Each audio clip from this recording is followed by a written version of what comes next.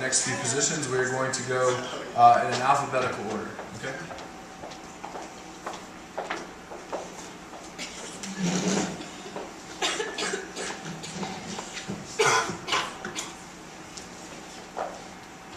All right, and the first question is directed to Hillary. Hillary, what is your interest in the position of Executive Vice President? Well, I would like to start by talking about the past 3 years I've been on SGA and I've loved every minute of it. And since my freshman year, I've watched the Vice President and everything. The first year it was a guy named Brad Robinson. Last year it was Mary Catherine McAnally, and this year it was Camille Canada. They all did wonderful jobs, and just watching what they did, I developed a, I guess you could say, fascination with that job and everything that they do.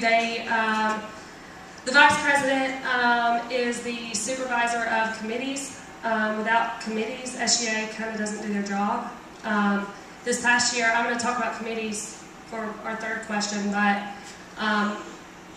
Sterling Speaker is also, of course, a huge event for that position. One thing that I want to do with Sterling Speaker, if elected, is get input from you guys. I think it's important that I use, instead of just deciding myself, using you all to pick a person. I also think that it should be someone who represents our college's purpose, and that is very important, that we don't get someone who strays too much from that purpose. Like I wouldn't want to get some just actor or actress, let's see, Matthew McConaughey, because he looks good. But somebody who really means something, who's done something really good for their lives. Welcome back dinners and Christmas dinners. I have talked a little bit about this with a couple of the past vice presidents and Robbie.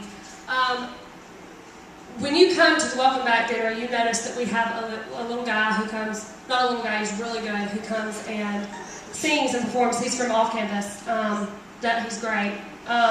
Students love to hear other students, though, sing, and I think that'd be a great way to save money. One of the biggest things that we're facing right now in SGA is financing, and that's just a good way to save money that's not going to cost you enjoyment. In addition to that, they also serve as the liaison between the student body and the faculty. This is one of those things that I really want to focus on this year. Number one, seeing that the faculty, they're struggling right now financially. However, Lee, you may be able to expand on this, but last month weren't the faculty's salaries reinstated? Okay, well, you all need to know that last month a donor donated money to the college and the faculty's salaries were reinstated. So that's a wonderful thing. I'm so delighted about it. But the faculty needs to know that we're there for them as a student body. And I don't want to take up any more of your time for that question. All right, so LJ, thank you, Hillary. Same question to LJ. What is your interest in the position of Executive Vice President? My interest in this position is definitely the untapped potential that it could entail. In recent years, it's almost become sort of the head of the Sterling Lecture position.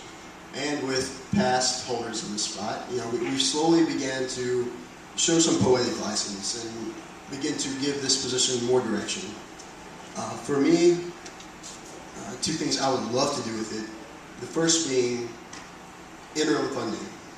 If we could send more students on interesting interims, across the country, internationally, and so forth, that is something that defines a school.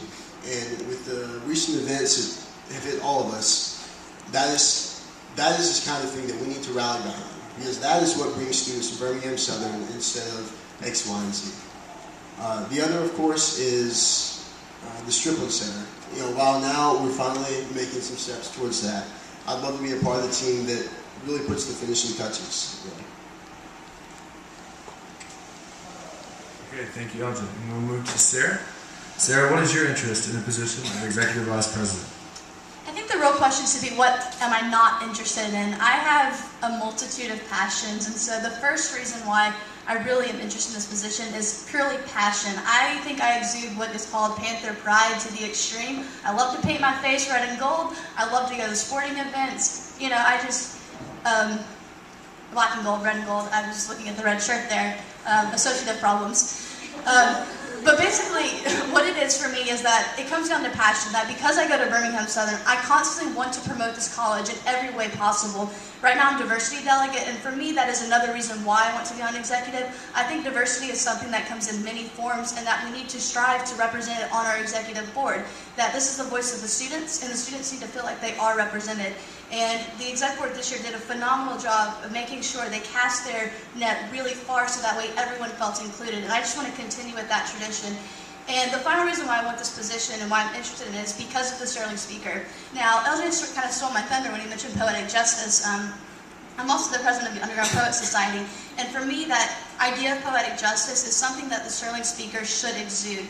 That the Sterling Speaker is a time that we should all come together under one common cause. And in the past years we've done that, but I really want to see twice as many people come out, and not just because the person is controversial, but because the person is inspiring. Thank you, Sarah. All right, next we'll have LJ start off. LJ, what is the biggest hurdle that you think you will have to face as SGA Executive Vice President?